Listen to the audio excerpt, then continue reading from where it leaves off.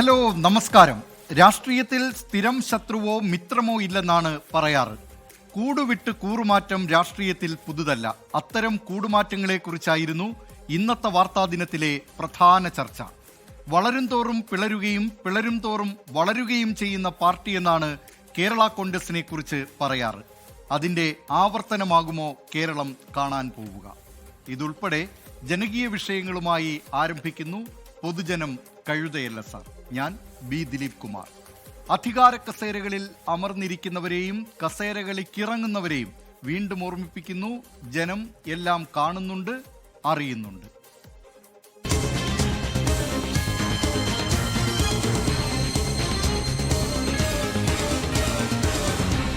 പൊതുജനം കഴുതയല്ല സാർ.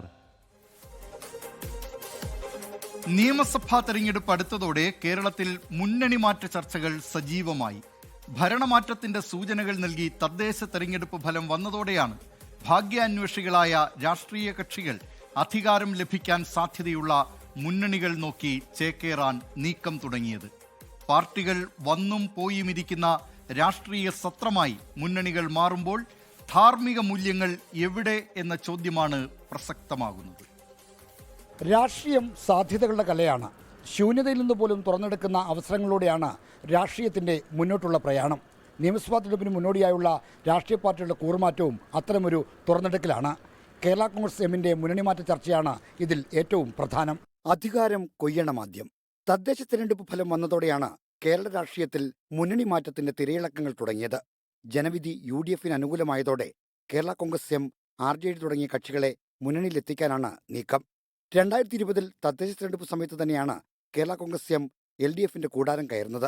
5 കൊല്ലം കഴിഞ്ഞപ്പോൾ മറ്റൊരു തിരഞ്ഞെടുപ്പിന്റെ പടിവാതിൽ വീണ്ടും ഒരു മാറ്റത്തിനാണ് നീക്കം. സാധ്യമായാൽ മറ്റൊരു ആയാറാം ഗയാറാം. എന്നാൽ ചർച്ച നടക്കുന്നു എന്ന് പോലും ആരും സ്ഥിരീകരിക്കുന്നില്ല. എനിക്കറിഞ്ഞുകൂടാ ആരോടെ ചർച്ച നടത്ത്. അത് ചർച്ച എന്ത് ചർച്ച? ഇതൊക്കെ പറയേണ്ട കേന്ദ്ര ബിന്ദു പാർട്ടി ചെയർമാനാണ്, ലിസ്റ്റ് നമ്പർ 1. അദ്ദേഹത്തിൻ്റെ ഭാഗത്ത് നിന്ന് ലേറ്റസ്റ്റ് ആയിട്ട് വന്ന വാർത്തയാണ് നിങ്ങൾ വായിച്ചത്. അത് വായിക്കുന്ന ഒരാൾക്ക് ഇത്തരം കാര്യങ്ങളുടെ അഭ്യൂഹം ഉണ്ടെന്ന് പറയുന്നത് എങ്ങനെ പറ്റും? ഈ പുറത്തു വരുന്ന കേരള കോൺഗ്രസുകളെ കുറിച്ച് എക്കാലത്ത് ഇങ്ങനെ പുറത്ത് പല വാർത്തകളും വന്നിട്ടുണ്ട്. കേരള കോൺഗ്രസിനെ നിയമസഭാ തെരഞ്ഞെടുപ്പിന് മുമ്പ് മടക്കിക്കൊണ്ടുവരാൻ കോൺഗ്രസാണ് മുൻകൈയെടുക്കുന്നത്. കോൺഗ്രസ് ഹൈക്കമാൻഡ് നേരിട്ടിടപെട്ട് നടത്തുന്ന ചർച്ചകളിൽ കാര്യമായ പുരോഗതിയുണ്ട്. കോൺഗ്രസ് സ്ഥിരീകരിക്കുന്നില്ലെങ്കിലും സോണിയാഗാന്ധി ജോസ് കെ മാണിയെ നേരിട്ട് വിളിച്ചുവെന്നാണ് പുറത്തുവരുന്ന വിവരം. പാല, കാഞ്ഞിരപ്പള്ളി, ചങ്ങനാശ്ശേരി രൂപതകളും മുന്നണി മാറ്റത്തിന് കേരള കോൺഗ്രസ് എമ്മിനെ പ്രേരിപ്പിക്കുന്നു. കേരള കോൺഗ്രസ് എം നേതൃത്വത്തിലെ ഭൂരിപക്ഷവും UDF പ്രവേശനത്തെ സർവാത്മന സ്വാഗതം ചെയ്യുന്നു. 14 ജില്ലാ പ്രസിഡന്റുമാരിൽ 13 പേരും മുന്നണി മാറ്റത്തിന് അനുകൂലമാണ്. ഇടുക്കി ജില്ലാ പ്രസിഡന്റ് ജോസ് പാലത്തിനാലിന് മാത്രമാണ് എതിർപ്പ്. പാർട്ടിയുടെ 5 MLAമാരിൽ 3 പേരും മുന്നണി മാറ്റത്തോട് യോജിക്കുന്നു. മന്ത്രി റോഷി അഗസ്റ്റിനും റാന്നി MLA പ്രമോദ് നാരായണനുമാണ് എതിർപ്പുള്ള MLAമാർ. ഒരു അഭ്യൂഹങ്ങൾക്കും ഇടയില്ല. ഇതൊക്കെ ഞങ്ങൾക്കൊന്നും പറയാനില്ല. എൻ്റെ നിലപാടിനകത്ത് ഞാൻ പറഞ്ഞല്ലോ, ഒരു ഗവൺമെൻറ് ഭാഗമായി തുടരുന്നു. ഇടതുപക്ഷ ജനാധിപത്യത്തിൻ്റെ ഭാഗമായി കേരള കോൺഗ്രസ് മുന്നോട്ട് പോകുന്നു. ആ നിലയിൽ പോകുന്നവർക്ക് എവിടെയാണ് അഭ്യൂഹങ്ങൾ നിന്നുകൊണ്ട് ഞങ്ങൾക്ക് ഇത്തരം കാര്യങ്ങളെ നേരിടാൻ പറ്റുമോ? എല്ലാ MLAമാർക്ക് അവരുടെ മണ്ഡലത്തിൽ എന്തെല്ലാം കാര്യങ്ങൾ നടത്താനുണ്ട്? ശേഷിച്ച 3 മാസക്കാലം ഈ ജോലിയെല്ലാം പൂർത്തീകരിച്ച് ജനങ്ങളുടെ ഇടയിലേക്ക് ഇറങ്ങേണ്ടതിന് പകരം ഇപ്പം എന്ത് പ്രശ്നം? മുന്നണി മാറ്റ ചർച്ചകൾ സജീവമാകുന്നതിനിടെ LDFന്റെ മധ്യമേഖലാ ജാഥ ക്യാപ്റ്റൻ സ്ഥാനം ജോസ് കെ മാണി ഒഴിഞ്ഞേക്കുമെന്ന് സൂചനയുണ്ട്. മറ്റു ജാഥകളുടെ ക്യാപ്റ്റന്മാർ നിയമസഭാ തെരഞ്ഞെടുപ്പിൽ മത്സരിക്കുന്നവരല്ല എന്ന കാരണം ചൂണ്ടിക്കാട്ടിയാണ് പിന്മാറ്റം.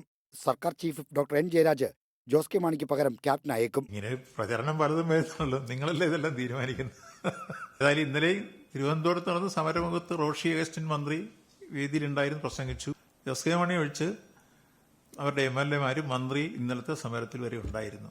UDF ഇന്നത്തെ സ്ഥിതിയിൽ തിരിച്ചു വരാൻ ഒരു സാധ്യതയില്ലെന്ന് മനസ്സിലാക്കിക്കൊണ്ടാണ് കനകൂരുവിൻ്റെ പുതിയ ഉപദേശമാണ് എങ്ങനെയെങ്കിലും അപ്പുറത്തുനിന്ന് ആരെങ്കിലും പിടിക്കാൻ പറ്റുമോ, അതിനുവേണ്ടി ആരെ പിടിച്ചാൽ ഊരെ പിടിക്കാമെന്നുള്ള രൂപത്തിൽ എല്ലാവരുടെയും പുറകെ ഇങ്ങനെ നടക്കുക. ഒരു ആത്മവിശ്വാസം ഇല്ലാത്തതിൻ്റെ ഭാഗമാണത്. കേരള കോൺഗ്രസ് എമ്മിനെ പോലെ RJDയും മുന്നണി മാറ്റത്തിന് മുന്നിൽ ശങ്കിച്ചു നിൽക്കുകയാണ്.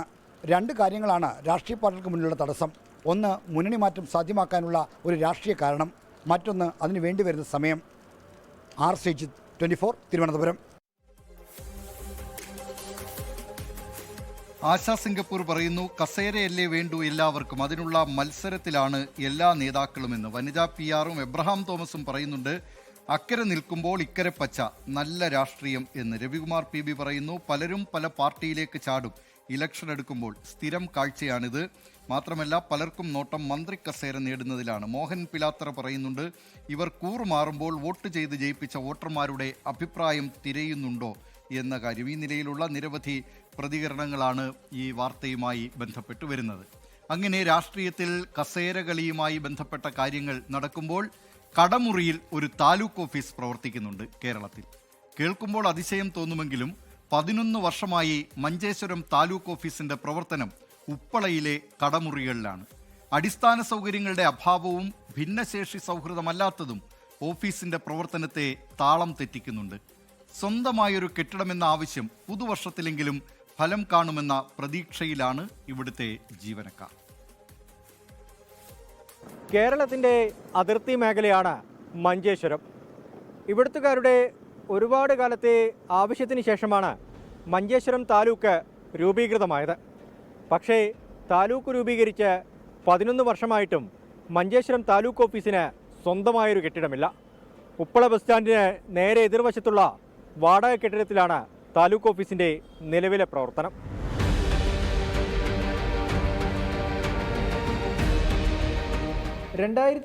മാർച്ച് 20 മഞ്ചേശ്വരം താലൂക്ക് ഓഫീസ് രൂപീകൃതമായത്. 8 പഞ്ചായത്തുകൾ ഉൾപ്പെട്ട കന്നഡ ഭൂരിപക്ഷ മേഖലയായ മഞ്ചേശ്വരം താലൂക്കിൽ വർക്കാടി, മീഞ്ച, പൈവളികെ, പുത്തികെ, എൻമകജെ എന്നിവ മലയോര പഞ്ചായത്തുകളാണ്. താലൂക്ക് രൂപീകൃതമായി 11 വർഷം പിന്നിട്ടിട്ടും താലൂക്ക് ഓഫീസിന് സ്വന്തമായൊരു കെട്ടിടമെന്ന സ്വപ്നം ഇന്നും ബാക്കി.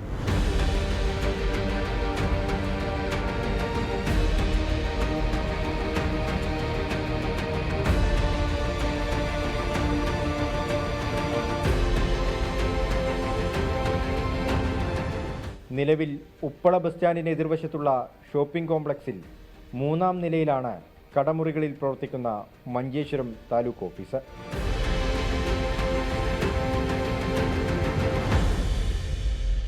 സെറ്റിൽമെന്റ് കാലഘട്ടം മുതലുള്ള ഭൂമി സംബന്ധമായ രേഖകളും 1950 ശേഷമുള്ള പട്ടയരേഖകളുമൊക്കെ സൂക്ഷിക്കുന്നത് കടമുറികൾ ചേർത്തുകൊണ്ടുള്ള ഈ വാടക കെട്ടിടത്തിലാണ്.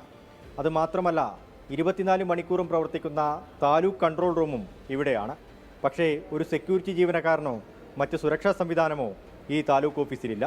65 ജീവനക്കാർ താലൂക്ക് ഓഫീസിലും 90 ജീവനക്കാർ വിവിധ വില്ലേജുകളിലുമായി ഇവിടെ ജോലി ചെയ്യുന്നുണ്ട്. പക്ഷേ ജീവനക്കാർക്കോ താലൂക്ക് ഓഫീസിനെ ആശ്രയിക്കുന്ന പൊതുജനങ്ങൾക്കോ ആവശ്യമായ അടിസ്ഥാന സൗകര്യങ്ങളൊന്നും ഇവിടെയില്ല. 70 ജീവനക്കാർ പ്രതിദിനം ജോലി ചെയ്യുന്ന ഓഫീസാണ് മഞ്ചേശ്വരം താലൂക്ക് ഓഫീസ്.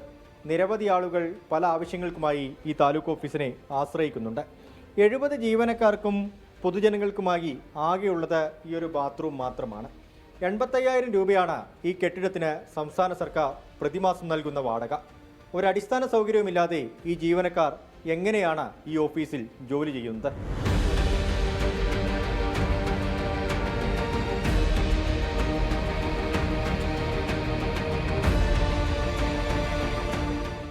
എൻഡോസൾഫാൻ ബാധിതരുള്ള ഒരുപാട് ദുരിതം അനുഭവിക്കുന്ന വ്യക്തിത്വങ്ങളാണുള്ളത്.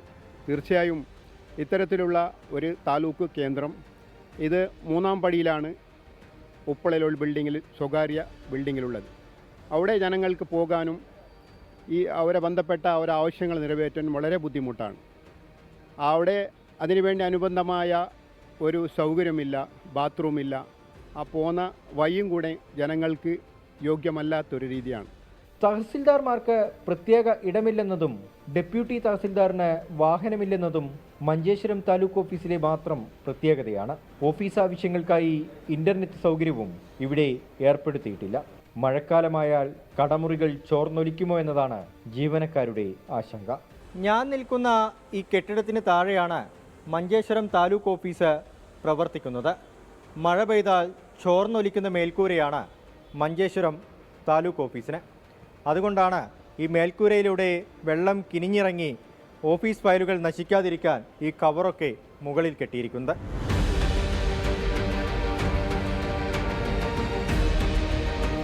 ഇത് ഈ വടക്ക് മലബാറിനോട് സർക്കാർ കാണിച്ചു പോകുന്ന ഒരു പ്രത്യേകിച്ച് കാസർഗോഡ് മേഖലയോട് കാണിച്ചു പോകുന്ന ഒരു അവഗണന അവിടെ നിലനിൽക്കുന്നുണ്ട്. സ്ഥിരമായി അവിടെ സ്റ്റാഫില്ല എന്ന ഏറ്റവും വലിയ ദുഃഖകരമായൊരു സംഗതിയുണ്ട്. സ്റ്റാഫുകൾ വന്നാൽ പോലും അവർക്ക് പ്രവർത്തിക്കാനുള്ള താല്പര്യമില്ല. സൗകര്യമില്ലാത്തതിൻ്റെ പേരിൽ നാട്ടുകാരായ സ്റ്റാഫുകൾക്ക് പോലും പ്രവർത്തിക്കാൻ കഴിയാതെ അതിന് താല്പര്യമില്ലാത്തൊരവസ്ഥ നിലവിലുണ്ട്. അത് ഏറ്റവും പ്രയാസം തന്നെയാണ്. ഹൊസങ്കടിയിൽ പൊതുമരാമത്ത് വകുപ്പിന് കീഴിലുള്ള 2 ഏക്കർ ഭൂമിയിൽ മഞ്ചേശ്വരം താലൂക്ക് ഓഫീസിന് കെട്ടിടം നിർമ്മിക്കാനായി പ്രപ്പോസൽ നൽകിയിട്ടുണ്ട്. പ്രപ്പോസലുകൾ ചുവപ്പുനാടകളിൽ കുരുങ്ങിയതിനാൽ എൻഡോസൾഫാൻ ദുരിതബാധിത മേഖലയായ എൻമകജെ പഞ്ചായത്തിൽ നിന്നുള്ള ഭിന്നശേഷിക്കാർ പോലും കെട്ടിടത്തിലെ 41 പടികൾ കയറി വേണം താലൂക്ക് ഓഫീസിലെത്താൻ. മലയോര പഞ്ചായത്തുകളും എൻഡോസൾഫാൻ മേഖലയും ഒക്കെ ഉൾപ്പെടുന്നതാണ് മഞ്ചേശ്വരം താലൂക്ക് ഓഫീസ്. നിരവധി ഭിന്നശേഷിക്കാർ ദിനംപ്രതി വരുന്ന പ്രദേശം. ഇവർക്കൊക്കെ താലൂക്ക് ഓഫീസിലേക്ക് എത്തണമെങ്കിൽ 41 പടികൾ കയറണം.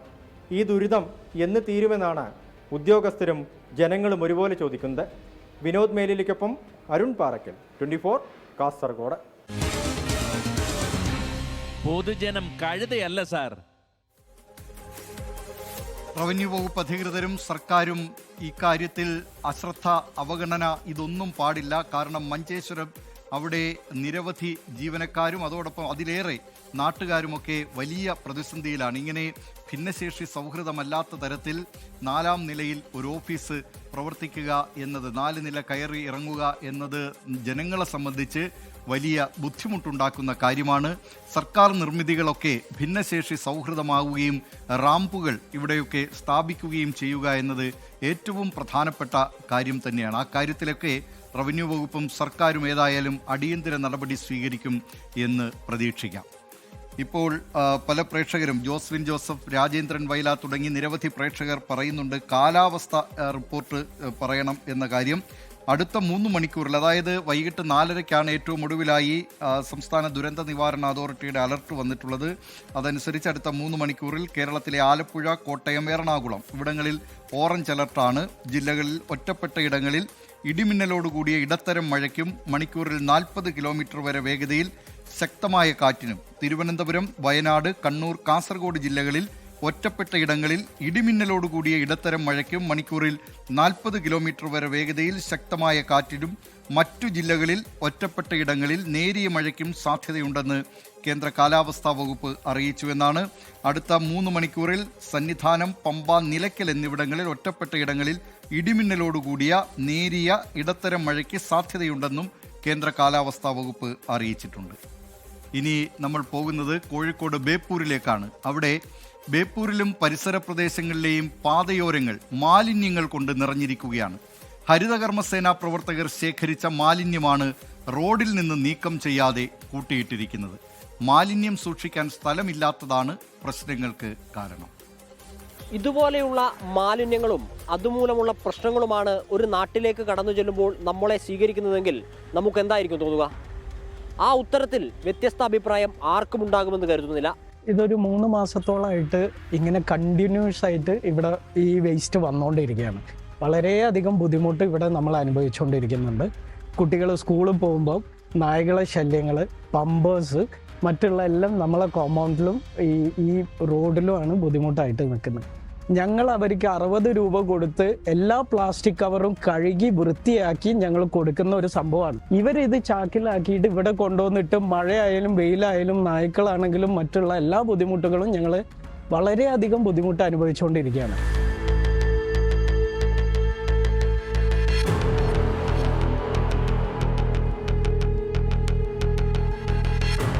ബേപ്പൂരിലെ മെയിൻ റോഡിലും BC റോഡിലുമാണ് 100 കണക്കിന് ചാക്കുകളിൽ മാലിന്യം കൂട്ടിയിട്ടിരിക്കുന്നത്. ബേപ്പൂർ കോർപ്പറേഷൻ മേഖലാ കാര്യാലയത്തിന് സമീപവും നടുവട്ടം അബു അപ്പാർട്ട്മെന്റിന് മുമ്പിലുള്ള റോഡിലും BC റോഡിലെ സിറ്റി പാലസിന് സമീപവും മാലിന്യങ്ങൾ നിറഞ്ഞിരിക്കുകയാണ്. ഞങ്ങൾക്കിത് രാവിലെ എഴുന്നേറ്റ് കണി കാണുന്നത് ഞങ്ങൾ ഈ വേസ്റ്റ് കൂമ്പാരാണ് കാണുന്നത്. പിന്നെ നായ്ക്കളെ ശല്യം നല്ലോണം ഉണ്ട്. വേസ്റ്റ് കടിച്ച് തൂക്കി കൊണ്ടുപോകുന്നുണ്ട്. അപ്പോൾ ഈ ഒരു രാവിലെ ചില സമയങ്ങളിൽ 2-3 വണ്ടി വന്നിട്ട് വേസ്റ്റ് കൊണ്ടിട്ടിട്ടാണ് ഇവർ പോകുന്നത്.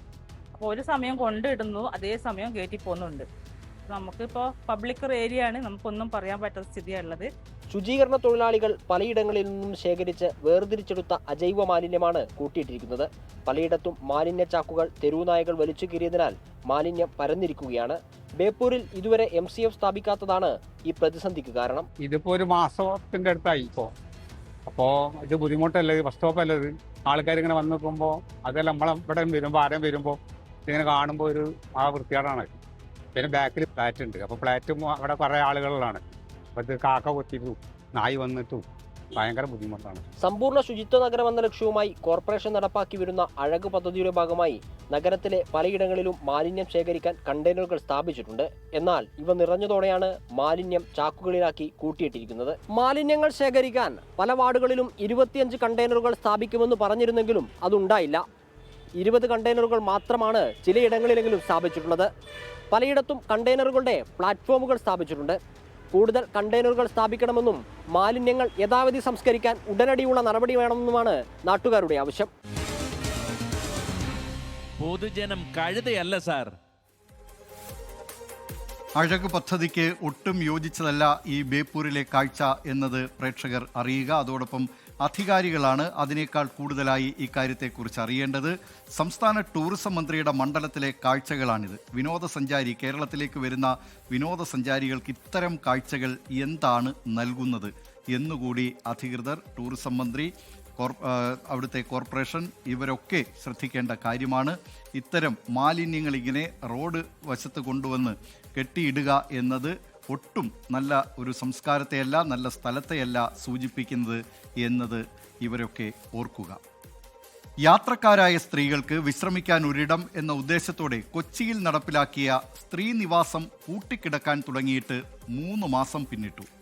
കാക്കനാട്ട് സ്ഥാപിച്ച സ്ത്രീ നിവാസമാണ് ഉദ്ഘാടനം കഴിഞ്ഞിട്ടും പൂട്ടിക്കിടക്കുന്നത്. പരാതി പരിഹരിക്കാൻ ആരംഭിച്ച ഈ പദ്ധതി ഇപ്പോൾ മറ്റൊരു പരാതിയായി മാറിയിരിക്കുകയാണ്. തൃക്കാക്കര നഗരസഭയുടെ സ്ത്രീനിവാസം പദ്ധതി പൂട്ടിക്കിടക്കാൻ തുടങ്ങിയിട്ട് നാളുകളായി. 24 മണിക്കൂറും സ്ത്രീകൾക്കായി പ്രവർത്തിക്കുന്ന വിശ്രമ കേന്ദ്രം എന്ന നിലയിലാണ് കെട്ടിടം നിർമ്മിച്ചത്.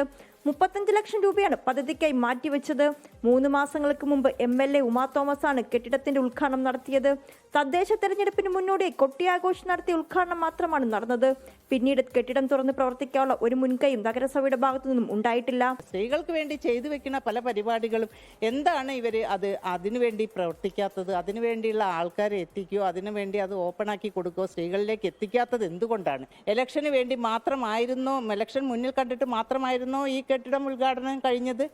അത് കഴിഞ്ഞിട്ട് അതിനൊരു കെയർ ടേക്കറെ വയ്ക്കുകയോ അത് ഓപ്പൺ ആക്കുകയോ അതിന് സ്ത്രീകൾക്ക് അതിനകത്ത് റൂമുണ്ടെന്ന് പറയുന്നു, മുലയൂട്ടൽ സംവിധാനം അതിനുള്ള മുറി ഉണ്ടെന്ന് പറയുന്നു, താമസിക്കാൻ സൗകര്യം ഉണ്ടെന്ന് പറയുന്നു, വിശ്രമ വേളകൾ ആനന്ദകരമാക്കാനുള്ള പരിപാടികളൊക്കെ അവിടെ ഉണ്ടെന്ന് പറയുന്നു. അവിടെ ഒരു ആനന്ദവും കാണുന്നില്ല. പൂട്ടിയിട്ടതല്ലാണ്ട് നമ്മൾക്കതൊന്ന് ഓപ്പൺ ആക്കി ഒന്ന് പൊതുജനങ്ങളെ കാണിക്കാൻ പോലും ഇതുവരെ തൃക്കാക്കര മുനിസിപ്പാലിറ്റി സന്നദ്ധമായിട്ടില്ല. IT പാർക്കിന്റെ കേന്ദ്രമായി കാക്കനാട് ദിവസേന നിരവധി സ്ത്രീകളാണ് വന്നു പോകുന്നത്. സ്ത്രീകൾക്കായി പൊതുസൗകര്യങ്ങളില്ലെന്നുള്ള പരാതിയെ തുടർന്നാണ് നഗരസഭ മുൻകൈയെടുത്ത് സമുച്ചയം സ്ഥാപിച്ചത്. കളക്ടർ അനുവദിച്ച റവന്യൂ പുറമ്പോക്കിലാണ് സ്ത്രീനിവാസമുള്ളത്. മുലയൂട്ടൽ റൂം, റീഡിംഗ് റൂം തുടങ്ങിയവയാണ് ആദ്യഘട്ടത്തിൽ പൂർത്തിയാക്കിയത്. ജില്ലാ ആസൂത്രണ സമിതിയും നഗരസഭയും അംഗീകരിച്ച രൂപരേഖ പ്രകാരമുള്ള സൗകര്യങ്ങളാണ് ഒരുക്കിയിരിക്കുന്നത്. തുടർ നടപടികൾ വളരെ വേഗത്തിൽ നടത്തി സ്ത്രീനിവാസം തുറക്കണമെന്നാണ് ആവശ്യം. കൊട്ടിയാഘോഷം നടപ്പാക്കുന്ന പല പദ്ധതികളും പാതി വഴിയിൽ ഉപേക്ഷിക്കുന്നതിന് മറ്റൊരു തെളിവും കൂടിയാണ് ഈ സ്ത്രീനിവാസം. 3 മാസങ്ങൾക്ക് മുമ്പ് ഉദ്ഘാടനം നടത്തിയ ഈ കെട്ടിടം ഇപ്പോൾ പൂർണ്ണമായും അടച്ചിട്ടിരിക്കുകയാണ്. സ്ത്രീകൾക്കായുള്ള വിശ്രമ കേന്ദ്രമാണ് ഈ അടച്ചിട്ടിരിക്കുന്നത്. ക്യാമറമാൻ സജിലിനൊപ്പം ശ്രീലക്ഷ്മി ബിപ്പിളൈ, 24 കൊച്ചി. പൊതുജനം കഴുതയല്ല സാർ. സീന മുഹമ്മദ് പറയുന്നു, യാത്രക്കാരായ സ്ത്രീകൾക്ക് ആവശ്യമായ ബാത്റൂം സൗകര്യമെങ്കിലും ഒരുക്കിയാൽ വളരെ നല്ലതായിരുന്നു എന്ന്. മിനിബാബു പറയുന്നുണ്ട്, 30 ലക്ഷം ചെലവഴിച്ചല്ലോ, ഇനി എന്ത് പ്രവർത്തനം? ഇതെല്ലാം ഉദ്ഘാടനത്തിൽ മാത്രം ഒതുക്കാൻ മാത്രമല്ലേ അറിയൂ എന്ന്. മാൽക്കം ഗോമസ് പറയുന്നുണ്ട്, തീർത്തും അവഗണന. കോടികൾ ചെലവാക്കി പണിയുന്ന സ്ഥാപനങ്ങൾ ഇങ്ങനെ പല സ്ഥലങ്ങളിലും വെറുതെ കിടക്കുന്നു എന്ന്. ഇങ്ങനെ ഈ നിലയിലുള്ള പ്രതികരണങ്ങൾ പ്രേക്ഷകരുടെ ഭാഗത്തു നിന്ന് വരുന്നുണ്ട്. ഏതായാലും സ്ത്രീകൾക്ക് വേണ്ടി ആരംഭിച്ച ഈ കെട്ടിടം, സ്ത്രീ നിവാസം, അത് പക്ഷേ ഇപ്പോൾ ആർക്കും ഒരു പ്രവേശനവുമില്ലാതെ, ഒരു സ്ത്രീകൾക്ക് പോലും അവിടേക്ക് പ്രവേശനം നൽകാതെ ഉദ്ഘാടനം കഴിഞ്ഞിട്ടും അത് വെറുതെ പൂട്ടിക്കിടക്കുകയാണ്. അത് തുറന്നു കൊടുക്കുന്നതിന്, സ്ത്രീകൾക്കായി തുറന്നു കൊടുക്കുന്നതിന് തൃക്കാക്കര നഗരസഭ അധികൃതർ അടിയന്തര നടപടി സ്വീകരിക്കേണ്ടതാണ്. മറ്റൊരു വിശേഷത്തിലേക്കാണിനി. കൊച്ചിയിൽ റോഡിൽ ഉപേക്ഷിക്കപ്പെട്ട പിറ്റ്ബുൾ ഇനത്തിൽപ്പെട്ട വളർത്തുനായയെ ഉടമയ്ക്ക് കൈമാറുന്നതിൽ അനിശ്ചിതത്വം. പിറ്റ്ബുള്ളിൻ്റെ ഉടമകൾ എന്ന അവകാശവാദവുമായി പലരും സമീപിക്കുന്നുണ്ടെങ്കിലും ഉടമസ്ഥത സംബന്ധിച്ച രേഖകൾ ഹാജരാക്കാതെ വിട്ടുനൽകാൻ കഴിയില്ല എന്ന നിലപാടിലാണ് അധികൃതർ. അതേസമയം അപകടകാരിയായ നായയെ പൊതുസ്ഥലത്ത് ഉപേക്ഷിച്ചതിന് ഉടമയ്ക്കെതിരെ കേസെടുക്കാനാണ് നീക്കം.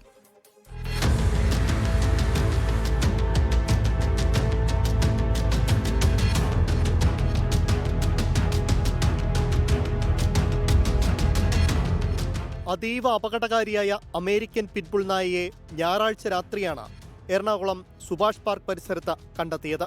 അലഞ്ഞുതിരിഞ്ഞു നടന്ന നായയെ കണ്ടതോടെ ആളുകൾ പരിഭ്രാന്തരായി. തുടർന്ന് SPCA സംഘവും പോലീസും ചേർന്ന് നായയെ സുരക്ഷിതമായി ഇവിടെ നിന്ന് പിടികൂടി.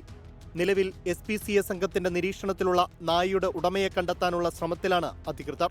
ഇതിന്റെ ചിപ്പ് ഉണ്ടെങ്കിൽ ചിപ്പ് റീഡ് ചെയ്ത് ആരാണ് ഓണർ എന്ന് അറിയാൻ പറ്റും. കുറച്ച് പേര് ഇതിന്റെ ഞങ്ങളുടെയാണ് ഓണർ എന്നൊക്കെ പറഞ്ഞുകൊണ്ട് ചിലവർ അവകാശമായിട്ട് വന്നിട്ടുണ്ട്. പക്ഷേ ഇവരൊക്കെ കയ്യിൽ ഓണർഷിപ്പ് ലൈസൻസ്, അതായത് കോർപ്പറേഷന്റെ ഓണർഷിപ്പ് ലൈസൻസ് ഉണ്ടെങ്കിലാണ് അതിന്റെ ഉടമസ്ഥനാവുള്ളൂ. അത് കാണിക്കാൻ വേണ്ടി പറഞ്ഞിട്ടപ്പോൾ അതില്ല, നഷ്ടപ്പെട്ടു പോയി എന്നാണ് പറയുന്നത്. ആക്ച്വലി ഇത്തരം ഫെറോഷ്യസ് ആയിട്ടുള്ള ഡോഗിനെ കെയർലെസ് ആയിട്ട് കൈകാര്യം ചെയ്താൽ അവർക്ക് 6 മാസം വരെ തടവ് ലഭിക്കാവുന്ന ഒരു ക്രൈമാണത്. നായയുടെ ഉടമയെന്ന അവകാശവാദവുമായി പലരും SPCAയെ ബന്ധപ്പെടുന്നുണ്ട്. പക്ഷേ ഇവരുടെ പക്കൽ ഉടമസ്ഥാവകാശം തെളിയിക്കാൻ മതിയായ രേഖകളില്ല. മതിയായ രേഖകൾ ഹാജരാക്കുന്നവർക്ക് കോടതി വഴി നായയെ കൈമാറാനാണ് SPCAയുടെ തീരുമാനം. ഇപ്പൊ ഒരാൾ ഓണർന്ന് വന്നേക്കണോ, അങ്ങനെ പ്രൂവ് ചെയ്യണമെങ്കിൽ കോർട്ട് മുഖേന വരട്ടെ. അങ്ങനെയാണെങ്കിൽ നമുക്ക് അടുത്ത നടപടികളിലേക്ക് പോവാം. അതിനാണ് ശ്രമിക്കേണ്ടത്. പക്ഷെ പോലീസ് അടക്കം ആൾക്കാർ റോങ് ആയ രീതിയിലാണ് നമ്മളെ പ്രഷർ ചെയ്യുന്ന സംഗതി. അതേസമയം നായയുടെ ഉടമയ്ക്കെതിരെ കേസെടുക്കാനാണ് അധികൃതരുടെ നീക്കം. അപകടകാരിയായ നായയെ പൊതുസ്ഥലത്ത് ഉപേക്ഷിച്ചതുൾപ്പെടെയുള്ള കുറ്റകൃത്യം ഇയാൾക്കെതിരെ നിലനിൽക്കും. നായയെ ഉപേക്ഷിച്ചയാളെ കണ്ടെത്താൻ പ്രദേശത്തെ CCTV ദൃശ്യങ്ങളടക്കം പരിശോധിക്കുന്നുണ്ട്. ആരെങ്കിലും ഓണർ വന്നാൽ തിരിച്ചു കൊടുക്കുകയാണെങ്കിൽ കൂടി അദ്ദേഹത്തിനെതിരെ ക്രൈം രജിസ്റ്റർ ചെയ്യേണ്ടതാണ്. പക്ഷേ ഇപ്പോൾ പോലീസ് ഇടപെട്ടിരിക്കുന്നു. പോലീസ് പറയുന്നത് അതിന് തിരിച്ചു കൊടുക്കൂ എന്നുള്ള രീതിയിലാണ്. ഈ ഇഷ്യൂ സമയത്ത് പോലീസ് അവിടെ വന്നതാണ്. പോലീസ് ഒന്നും ഒരു ആക്ടും ചെയ്തില്ല. കാരണം ഇതിനെ പിടിക്കാനോ ആ പാനിക് അതാണ് അവരെ കൊണ്ട് സാധിക്കുന്നില്ല. സാധാരണ നിലയിൽ അതീവ അപകടകാരികളാണ് അമേരിക്കൻ പിറ്റ്ബുളുകൾ. ഇന്ത്യയിൽ ഇവയുടെ വിൽപ്പന നേരത്തെ നിരോധിച്ചിരുന്നു. പിന്നാലെ ബ്രീഡേഴ്സ് ഇന്ത്യ എന്ന സംഘടന കോടതിയെ സമീപിച്ച സ്റ്റേ വാങ്ങി. യൂറോപ്പ് അടക്കമുള്ള സ്ഥലങ്ങളിൽ പിറ്റ്ബുളുകളെ പുറത്തിറക്കുന്നതിന് നിയന്ത്രണമുണ്ട്. കൊച്ചിയിൽ കണ്ടെത്തിയ പിറ്റ്ബുളിന് 1.5 വയസ്സാണ് പ്രായം. നായ പൂർണ്ണ ആരോഗ്യവാനാണ്. 24 കൊച്ചി. പൊതുജനം കഴുതയല്ല സാർ. നിരവധി പ്രേക്ഷകർ ഈ വാർത്തയോട് പ്രതികരിക്കുന്നുണ്ട്. അസ്മാവി പറയുന്നു, കേസെടുക്കേണ്ടത് അത്യാവശ്യമാണ്, അവർ എന്തിനാണ് തുറന്നുവിട്ടത് എന്ന്. നീന മാർട്ടിൻ പറയുന്നു, കേസാകുമ്പോൾ ആരും വരില്ല എന്ന്. ആൽഫ ചോദിക്കുന്നു, ഒരു നായയ്ക്ക് ഇത്ര ഉടമകളോ എന്ന്. ഏതായാലും വളരെ അപകടകാരികളും അതോടൊപ്പം തന്നെ പേടിപ്പെടുത്തുന്നതുമായ നായകളാണ് ഈ പിറ്റ്ബുൾ. അതിനെ ജനങ്ങൾ ഏറെയുള്ള പൊതുജനങ്ങൾ ഏറെ വരുന്ന എറണാകുളത്തെ മറൈൻ ഡ്രൈവിൽ അതിന് സമീപമുള്ള സുഭാഷ് പാർക്കിൽ കൊണ്ടുചെന്ന് ആരോ അവിടെ ഉപേക്ഷിക്കുകയായിരുന്നു. അത് ഇങ്ങനെ മനുഷ്യരെ കടിച്ചുകൊള്ളട്ടെ, മനുഷ്യരെ ആക്രമിക്കട്ടെ എന്ന ഉദ്ദേശത്തോടു കൂടിയാണോ എന്നറിയില്ല. ഏതായാലും ഈ നിലയിൽ അമേരിക്കൻ പിറ്റ്ബുൾ എന്ന് പറയുന്ന ഈ ആക്രമണകാരിയായ നായയെ അവിടെ ഉപേക്ഷിച്ച ഉടമയെ കണ്ടെത്തേണ്ടതുണ്ട്. ആ ഉടമയ്ക്കെതിരെ കേസെടുക്കേണ്ടതുണ്ട്. കരുതലോടെ സ്വന്തം മുത്തശ്ശിയെ സ്കൂട്ടറിന് മുന്നിലിരുത്തി യാത്ര ചെയ്യുന്ന ഒരു ചെറുമകൻ. ഇടുക്കി തൊടുപുഴ മണക്കാട് നിന്നാണ് ആ സന്തോഷം നിറഞ്ഞ കാഴ്ച. മണക്കാട് സ്വദേശി അഭിജിത്തിൻ്റെയും മുത്തശ്ശി ഗൗരിയുടെയും ആ യാത്രകൾക്ക് ചില കഥകൾ കൂടി പറയാനുണ്ട്.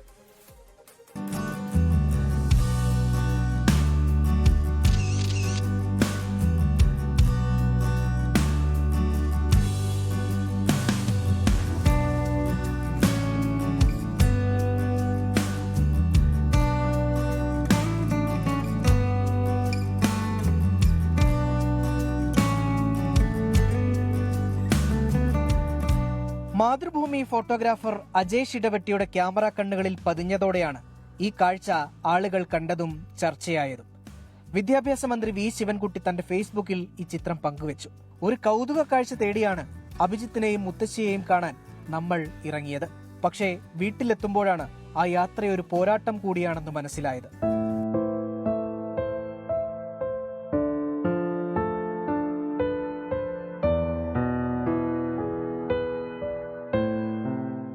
അമ്മ പുഷ്പലത, മുത്തശ്ശി ഗൗരി, സഹോദരി സരോജിനി എന്നിവരുടെ തണലാണ് അഭിജിത്ത്. മൂവർക്കും അസുഖം ബാധിച്ചതോടെ ഉണ്ടായിരുന്ന ജോലി ഉപേക്ഷിച്ച് അഭിജിത്തിന് വീടിന്റെ ചുവരുകൾക്കുള്ളിലേക്ക് ഒതുങ്ങേണ്ടി വന്നു. വീട് വളരെ മോശം അവസ്ഥയിലാണ് പോകുന്നത്. ഒന്നാമത്തെ കാര്യം, എനിക്ക് ജോലിക്ക് പോകാൻ പറ്റുന്നില്ല. അമ്മയ്ക്ക് 1.5 വർഷമായിട്ട് ക്യാൻസർ പേഷ്യൻ്റ് RCCയിലാണ്. പിന്നെ മുത്തശ്ശിക്കാണെങ്കിലും വേരിക്കോസ് അൾസറ, അത് കിഡ്നിയിൽ ഇൻഫെക്ഷനായിട്ട് അക്യൂട്ട് ഇൻഫെക്ഷനാണ്. അപ്പോൾ ഒരു കിഡ്നിയിൽ ചില പ്രശ്നങ്ങൾ കാണിക്കുന്നുണ്ട്. പിന്നെ മുത്തശ്ശിയുടെ അനിയത്തിയും ഈ പറഞ്ഞുള്ള സ്ട്രോക്കാണ്. അപ്പോൾ സ്ട്രോക്കായിട്ട് 5 വർഷമായി. ഇപ്പോഴാണെങ്കിലും നടക്കാൻ പറ്റുന്നില്ല, നമ്മളിപ്പോൾ എടുക്കണം.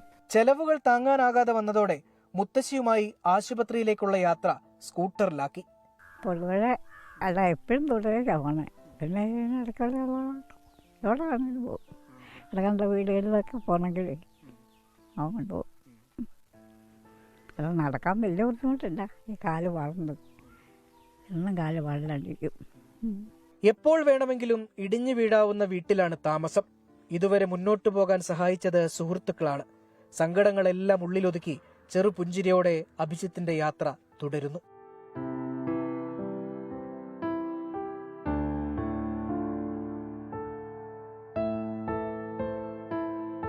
സ്നേഹത്തിന്റെയും നന്മയുടെയും കരുതലിന്റെയും ഇരുചക്ര വാഹന യാത്രയാണ് അഭിജിത്തിന്റെയും മുത്തശ്ശി ഗൗരിയുടെയും. പരസ്യമായി മാതാപിതാക്കളോട് സ്നേഹം പ്രകടിപ്പിക്കാൻ മടി കാണിക്കുന്ന ആളുകളുള്ള ഈ നാട്ടിലാണ് അഭിജിത്ത് വ്യത്യസ്തനാകുന്നത്. അതീഷിനൊപ്പം രാഹുൽ വിജയൻ, 24 ഇടുക്കി. പൊതുജനം കഴുതയല്ല സാർ. വളരെ സന്തോഷം തരുന്ന ഒരു കാഴ്ചയായിരുന്നു ഇപ്പോൾ ഇടുക്കിയിൽ നിന്ന് നമ്മൾ കണ്ടത്. ഇപ്പോൾ NK പ്രേമചന്ദ്രൻ MP മാധ്യമപ്രവർത്തകരെ കാണുന്നു തത്സമയ സംപ്രേഷണം. ഏത് തലത്തിലേക്ക് CPM-ഉം CPM-ന്റെ നേതൃത്വവും അധപ്പതിച്ചിരിക്കുന്നു എന്നുള്ളതിന്റെ ഏറ്റവും വലിയ തെളിവാണ് ചീഫ് മിനിസ്റ്റേഴ്സ് മെഗാ ക്വിസ്. അതിൽ ഓരോ ചോദ്യാവലിയിലും ചോദ്യങ്ങൾ തയ്യാറാക്കിയിട്ടുള്ളത് ഉത്തരം പിണറായി വിജയൻ എന്ന് കുട്ടികളെ കൊണ്ട് പറയിപ്പിക്കാൻ വേണ്ടിയിട്ടാണ്. അതുപോലെ തന്നെ അതിജീവിതയുടെ വാക്കുകൾ താൻ കുടിക്കുന്ന ചായക്കോപ്പയിലെ കപ്പിന്റെ പുറത്ത് എഴുതി വെച്ചിരിക്കുന്നത് ഉൾപ്പെടെ PR മാനേജ്മെന്റ് കമ്പനികൾ അല്ലെങ്കിൽ ഇവന്റ് മാനേജ്മെന്റ് കമ്പനികൾ നിയന്ത്രിക്കുന്നതനുസരിച്ച് പ്രവർത്തിക്കുന്ന ഒരു പാവയായി കേരളത്തിന്റെ മുഖ്യമന്ത്രി മാറിയിരിക്കുന്നു. ഞാനും നിങ്ങളും വിശ്വസിക്കുന്നുണ്ടോ സമരപ്പന്തലിൽ അദ്ദേഹം ചായ കുടിച്ച കപ്പിൽ എഴുതി വെച്ചിരിക്കുന്ന കാര്യം യാദൃച്ഛികമായി വന്നതാണ് എന്ന് വരുത്തി തീർക്കാൻ വേണ്ടിയിട്ടല്ലേ PR എക്സസൈസ് നടത്തിയത്? ഇതൊരു കമ്മ്യൂണിസ്റ്റ് മുഖ്യമന്ത്രിയെ സംബന്ധിച്ചിടത്തോളം CPM-ന്റെ പോളിറ്റ് ബ്യൂറോ അംഗമായിട്ടുള്ള പിണറായി വിജയനെ പോലെ ഒരു മുഖ്യമന്ത്രിയെ സംബന്ധിച്ചിടത്തോളം അദ്ദേഹത്തിന് ഭൂഷണമാണോ PR ഏജൻസികളുടെ നിർദ്ദേശമനുസരിച്ച് ചായ കുടിക്കുക, ആ ചായക്കപ്പിൽ ഇന്ന കാര്യങ്ങൾ എഴുതി വെച്ച് പത്രമാധ്യമങ്ങളിലൂടെ വാർത്തയാക്കി മാറ്റുക? അതുപോലെ തന്നെ കഴിഞ്ഞ ദിവസങ്ങളിൽ നടന്ന ഞാൻ നേരത്തെ സൂചിപ്പിച്ച മെഗാ ക്വിസ് ഉൾപ്പെടെ ചീഫ് മിനിസ്റ്റേഴ്സ് മെഗാ ക്വിസ് ഉൾപ്പെടെയുള്ള കാര്യങ്ങളിലൂടെ ഒരു നിലവാരമില്ലാത്ത നിലയിൽ തരംതാണ നിലയിലേക്ക് ഒരു സംസ്ഥാന മുഖ്യമന്ത്രി അധപ്പതിക്കുന്നു എന്ന് പറഞ്ഞാൽ അതിന്റെ അർത്ഥം പഞ്ചായത്ത് മുനിസിപ്പൽ കോർപ്പറേഷൻ തെരഞ്ഞെടുപ്പിൽ ഉണ്ടായിട്ടുള്ള ഗുരുതരമായ തകർച്ചയിലൂടെ അവരുടെ എല്ലാ തരത്തിലുള്ള ബാലൻസും തെറ്റിയിരിക്കുന്നു എന്നുള്ളതാണ് ഇതിൽ നിന്നൊക്കെ മനസ്സിലാക്കാൻ കഴിയുന്നത്. അതുകൊണ്ട് ഒരു സംശയവും വേണ്ട, കേരള കോൺഗ്രസ് മാണി വിഭാഗം, എനിക്ക് വ്യക്തമായിട്ടുള്ള ധാരണയില്ല, പക്ഷേ വലിയ തോതിലുള്ള ചർച്ചകൾ നടക്കുന്നുണ്ട്. അതുപോലെ ഇന്ന് കൊട്ടാരക്കരയിൽ നിന്ന് ഐഷ പോറ്റി, നമുക്കെല്ലാവർക്കും അറിയാം രാഷ്ട്രീയ രംഗത്തെ മാന്യതയുടെ പര്യായമെന്ന് വിശേഷിപ്പിക്കാൻ കഴിയുന്ന ഒരു മഹത് വ്യക്തിത്വത്തിനുടമയാണ് ഐഷ പോറ്റി. അവരെ പോലെയുള്ളവർക്ക് LDF-നകത്ത് നിൽക്കാൻ കഴിയില്ല, CPM-നകത്ത് നിൽക്കാൻ കഴിയില്ല എന്ന് പറഞ്ഞാൽ അത്രത്തോളം രാഷ്ട്രീയ അപജയം, മൂല്യ തകർച്ച ആ പാർട്ടി നേരിടുന്നു എന്നതിൻ്റെ തെളിവ് കൂടിയാണ് ഐഷ പോറ്റിയെ പോലെയുള്ള മാന്യമായ പൊതുപ്രവർത്തകർ CPM വിട്ട് ഐക്യ ജനാധിപത്യ മുന്നണിയുടെ ഭാഗമായി വരാൻ വേണ്ടി തീരുമാനിച്ചിട്ടുള്ളത്. വളരെ സന്തോഷത്തോടു കൂടി തന്നെ ഞങ്ങൾ അതിനെ സ്വാഗതം ചെയ്യുന്നു. അതുപോലെ തന്നെ കൂടുതൽ ഇതിൻ്റെ UDF-ന്റെ ബഹുജനാടിത്തറ കൂടുതൽ വിപുലീകരിക്കപ്പെടും. ഞങ്ങൾ പ്രഖ്യാപിച്ചതുപോലെ 100-ലധികം സീറ്റ് വാങ്ങി കേരളത്തിൽ UDF ഈ തെരഞ്ഞെടുപ്പിൽ അധികാരത്തിൽ വരും. ആ ബഹുജന മുന്നേറ്റം പഞ്ചായത്ത് മുനിസിപ്പൽ കോർപ്പറേഷൻ തെരഞ്ഞെടുപ്പിലല്ല. പൊതുജനം കഴുതയല്ല സാറിന്റെ ഇന്നത്തെ അധ്യായം ഇവിടെ അവസാനിക്കുകയാണ്. ലോകത്തെവിടെയായാലും ഏത് സമയത്തും 24 വാർത്തകളും ഓഗ്മെന്റഡ് റിയാലിറ്റി പാക്കേജുകളും എക്സ്പ്ലെയിനറുകളും വിശദമായി കാണാൻ ഞങ്ങളുടെ YouTube ചാനൽ നിങ്ങൾക്ക് സബ്സ്ക്രൈബ് ചെയ്യാം.